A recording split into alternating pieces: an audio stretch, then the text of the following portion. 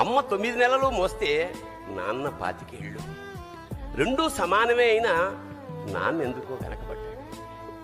ఇంట్లో జీతం తీసుకోకుండా అమ్మ, తన జీతం అంతా ఇంటికే ఖర్చు పెడుతూ నాన్న, ఇద్దరి శ్రమ సమానమే అయినా అమ్మ కంటే నాన్న ఎందుకో వెనకబడ్డాడు.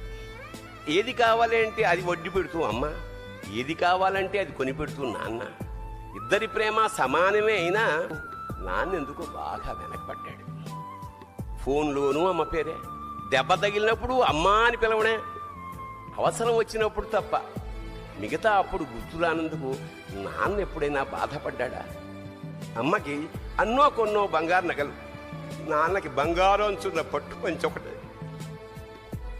నాన్న ఇలా వెనకబడిపోవడానికి కారణం ఆయన మా అందరికీ వెన్నెముక కావడమే.